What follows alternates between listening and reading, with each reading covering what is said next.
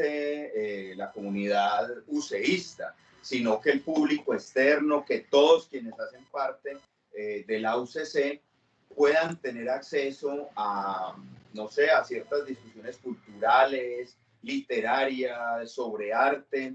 Nace en sede, nace hace muchos años en sede, en la sede Pereira Cartago, y con el tiempo se ha ido agrandando, ya comenzamos a tener más invitados, comenzamos también a hablar un poco de arte y tal. Hoy, como dice Judy, entonces nos acompañan dos grandes invitados y además grandes amigos, gente que llevo en el corazón y en el cerebro desde hace más de una década. Y la idea es que conversen más bien ellos un poco alrededor de los diccionarios, de las palabras, de los libros y de la lengua española. Y que fuera un discurso como más fresco, como diferente. Casi siempre aparece el filólogo, el lexicógrafo, el tipo que da una clase pues sobre la lengua y sobre la historia. La idea era que en esta ocasión dos personas que trabajan con la lengua, ¿no? Desde orillas diferentes y en las que en muchas cosas ellos tampoco están de acuerdo, ¿no es cierto? Pues no sé si hoy no dejarán que esa faceta de su amistad, de andarse pullando y diciendo cosas no salga. Si sale mejor, porque esa es la idea, dialogar y mirar a ver cómo nos va. Desde el periodismo y desde la psiquiatría. Son dos disciplinas también que hacen con palabras, que viven de las palabras. Entonces la idea es un poco eso. Abelardo, como lo presentó Judy, pues es periodista, es comunicador, es el director de La Cola de la Rata. Acaban de cumplir 10 años, ¿no es cierto? Y en esos 10 años sacaron una antología que por aquí tengo, ¿no? 10 años son nada. Ya está a la venta aquí, incluso hasta el hijo de mi mamá salió acá en este texto. Es un texto que me parece importante dentro del eje cafetero.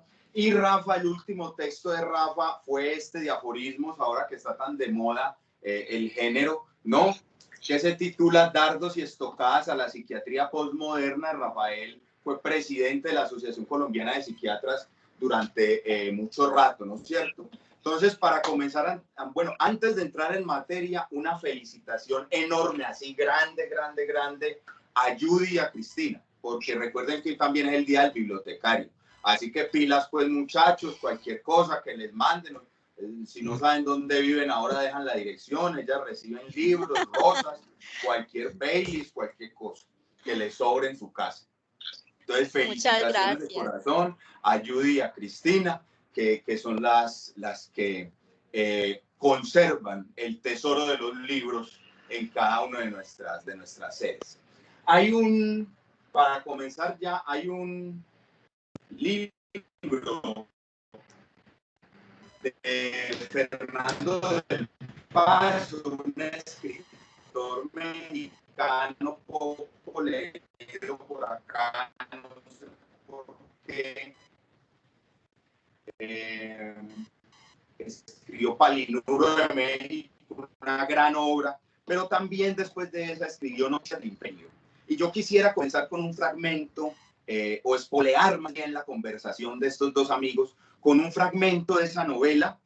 Hay un fragmento del libro, le regala una caja con un alfabeto de plata, con las 28 letras del alfabeto de plata. ¿Me oyen o no? Entrecortado, Cristian. Sí, Cristian, se le está entrecortando. Ya, ¿me oyen ya mejor? Sí, señor. El internet, hay que pagar. Sí, pero no se ve. ¿No me veo? Fue pucha, ya empezó el efecto de los vapores aquellos. ¿Será? No sé. Bueno, vamos a ver entonces, al menos que me escuchen. Entonces le regala las 28 letras del alfabeto, le regala un alfabeto de plata y le dice, con esas 28 letras, le dice al entregárselo, se fundan y se destruyen imperios y famas. Con ellas se escriben cartas de amor perfumadas con pachulí y se redactan con sangre ajena condenas a muerte. Con ellas yo no sé si Homero escribió la Odisea y Esopo sus fábulas, porque los dos eran ciegos, pero alguien de todos modos las escribió. Con estas letras se hacen los periódicos y las leyes. Con ellas se hicieron la Revolución Francesa y nuestra Constitución, y con ellas yo, tu padre, escribí con el seudónimo El Hijo del Águila mis ditirambos contra Hippolyte du Pasquier de Dusmartin, uno de los primeros cacos franceses de los tantos que por su honor y por su plata le vendieron el alma al diablo. Con las letras se da vida a las causas y a los hombres. Con ellas se les da muerte. Con ellas, acomodándolas unas veces en una forma y otras veces en otra, en grupos de 2, de 5 o de 20, y luego poniéndolas en hilera, tú podrás ayudar, hijo, a escribir la historia de nuestra patria. Así, con mayúsculas, y escribirás tu propia historia para bien o para mal, para tu honor o para tu vergüenza. La idea es escuchar un poco de Abelardo y de Rafael, esas 28 letras, antes de comenzar, para abrir la conversación, esas 28 letras de nuestra lengua, ¿qué ha significado un poco en su vida, en su profesión, en la obra de ustedes? Cuando uno escribe hay conciencia de la lengua, es igual hacerlo en cualquier lengua.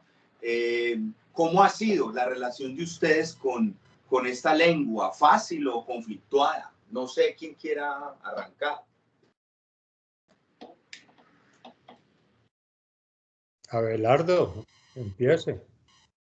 Bueno, pues ya que se dio el paso, Rafa, y aprovechando la oportunidad, muchas gracias por la invitación, gracias a quienes me escuchan, una muy feliz tarde, bienvenido. La idea es también plantear una charla más bien relajada, pues, o esa es mi intención, no sé.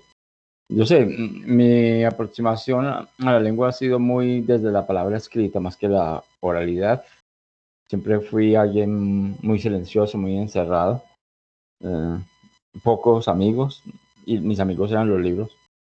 Y ese cuento de tener una cercanía con la cultura letrada lo marca uno muchísimo, lo hace muy diferente, no mejor ni peor, pero sí diferente. Y ese hallazgo de la palabra también se dio en el diccionario, porque yo tenía una rara perversión desde muy joven, que fue tener un gusto particular por las enciclopedias. Yo me recuerdo muy bien, en mi casa yo no tenía enciclopedias, estábamos tan vaciados que no había enciclopedia. Recuerdo alguna vez haber visitado la casa de una amiga de mi madre, y cuando descubrí la enciclopedia de los niños, está muy... Y yo me agarré la enciclopedia y yo no quería sino que me llevaran a esa casa cada rato. Mi mamá, pero ¿por qué? Y hasta que la señora se dio cuenta que era la enciclopedia de los niños, me encantaba y me prestaba de a uno. Y yo me leí toda la enciclopedia de los niños cuando tenía por ahí 10 o 12 años. Esa fue una de las lecturas grandes, largas que yo hice y que recuerdo. Y desde ahí siempre me han gustado ese tipo de volúmenes. Y no sé, esa aproximación a la palabra me ha marcado en el sentido de que hago algo de lo que decía Evi Warburg, el historiador alemán, sobre que habla de la ley del buen vecino. Entonces me llegaba ahí y un librito me llevaba a otro, y aquí en este caso las menciones en las enciclopedias me llevaban a otras cosas. Y luego ya me volví lector de diccionarios. Yo entré muy joven a trabajar en un periódico de Manizales que se llama La Patria, que por cierto es mi escuela, siempre lo voy a decir. Y en La Patria yo entré como corrector de estilo. Entonces era un peladito que le corregía a unos señores que podían ser mis abuelos, gente profesional, gente de diferentes campos, artistas e incluso los intelectuales de la ciudad. Y ese atrevimiento tremendo lo hacía apoyado en un diccionario Larousse, viejísimo, sí, diccionario Larousse. Yo creo que llevaba como 50 años en La Patria, creo yo, porque todas las hojas estaban renegridas de tantas manos que habían pasado por encima de ellas. Pero el diccionario se volvió mi joya cuando estaba trabajando ahí. Y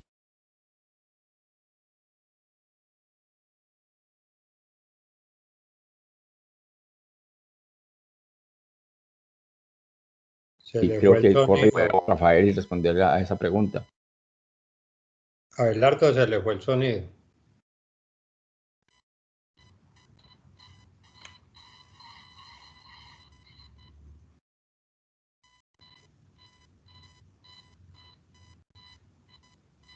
Pero podemos continuar. Yo no escucho a Rafael. No. Sí, yo lo estoy escuchando. Bien pueda, Rafael. Siga, bien pueda. Bueno, muchas gracias. Y gracias a Cristian, a Judy, a toda la universidad por la invitación y poder hablar esta tarde sobre el diccionario, el idioma, la lengua y nuestras profesiones. Indudablemente yo tengo un recorrido primero como médico, después como médico psiquiatra, y ahora hace unos 12 o 13 años que me he dedicado a la literatura, haciendo un magíster y ahora terminando un doctorado en literatura. Eso me ha llegado como a complementar esa parte del lenguaje. Yo tengo que hacer cansarlos un poquito con la historia de por qué uno evoluciona como lector hacia la palabra escrita. Sabemos por la paleontología del lenguaje que el lenguaje oral se fue estructurando hace 50.000 años. En los primeros homo sapiens, y que en esos 50.000 años se pasó de los sonidos guturales a los fonemas, al establecimiento de vocales, de consonantes, de sílabas, palabras, oraciones, pero con una característica.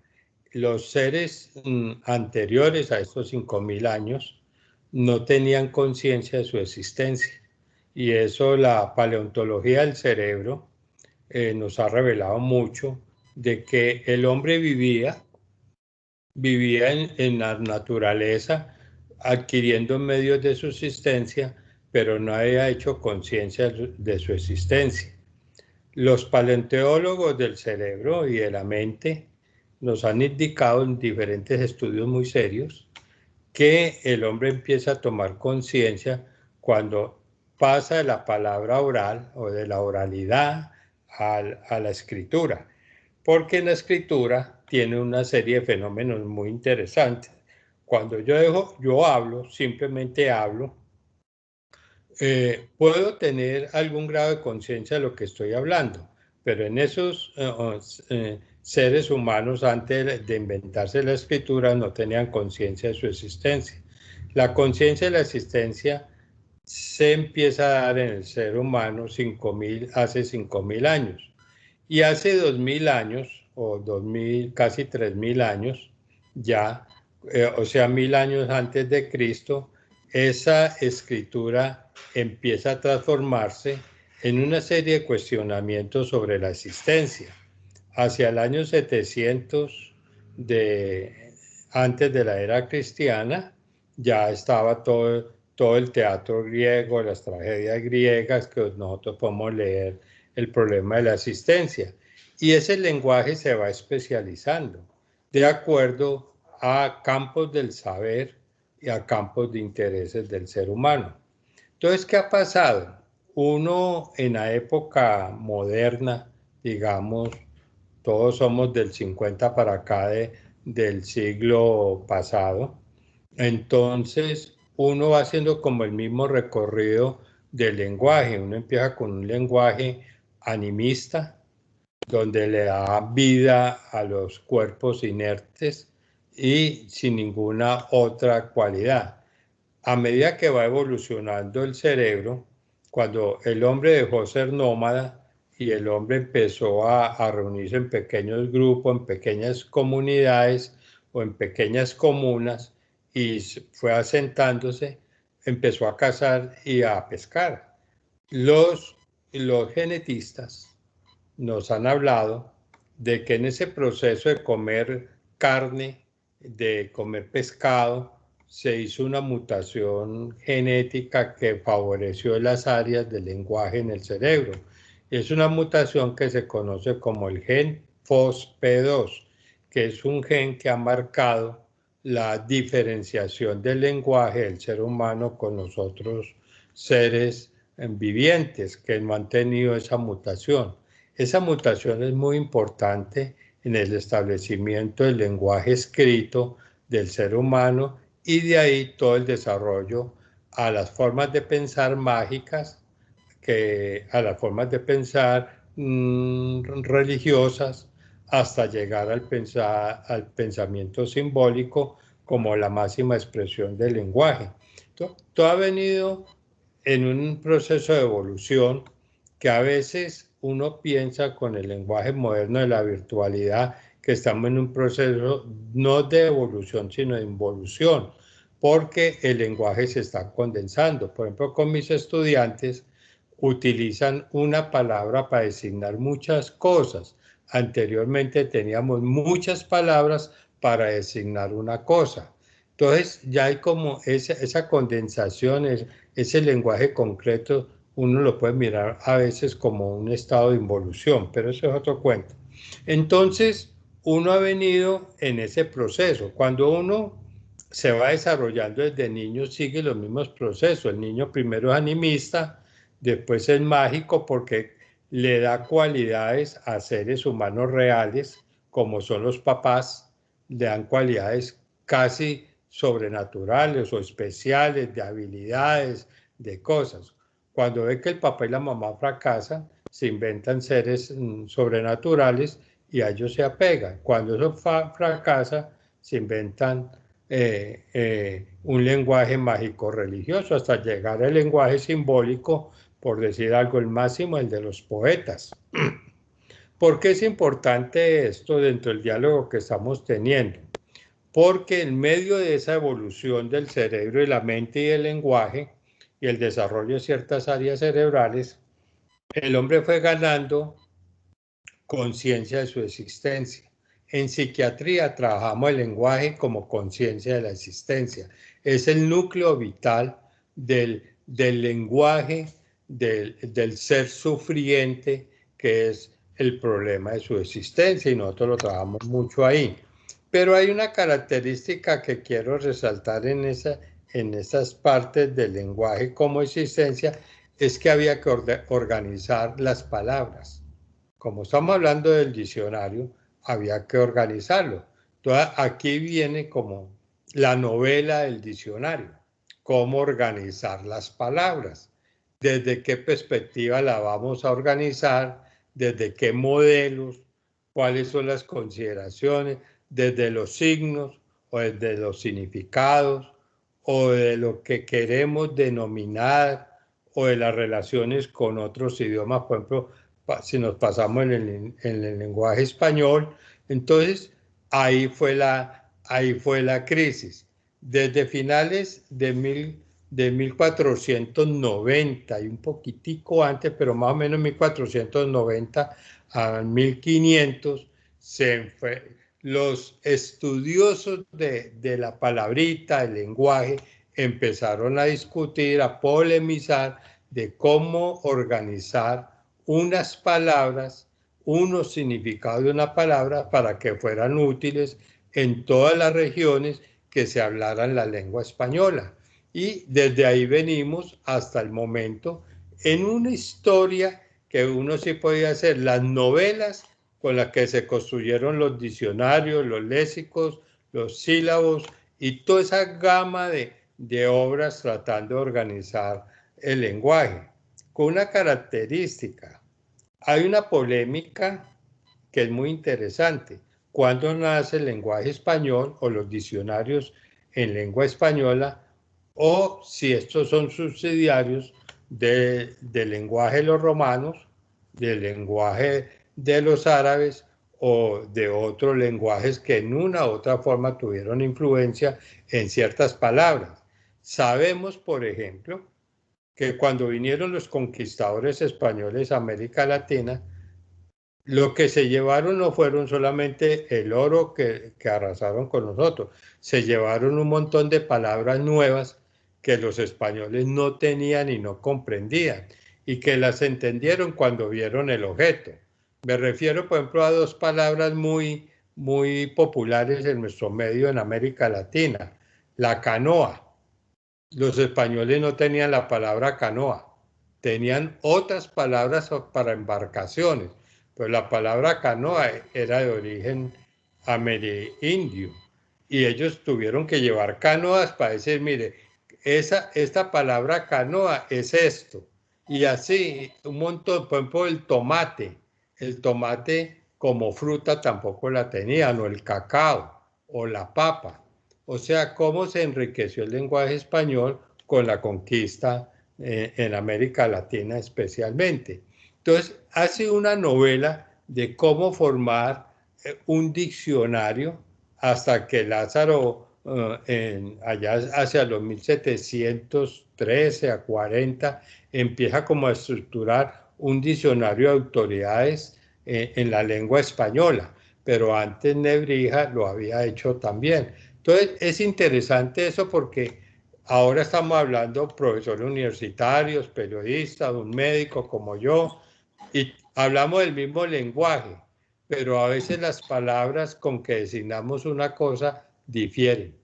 O sea, lo que para un periodista puede ser, esa palabra significar algo, para un médico psiquiatra o para un profesor universitario puede significar otras cosas. Y ahí viene diccionarios muy especializados que llaman diccionarios ideológicos, ¿sí? Que de acuerdo a eso... Rafa. Sí, le estoy oyendo.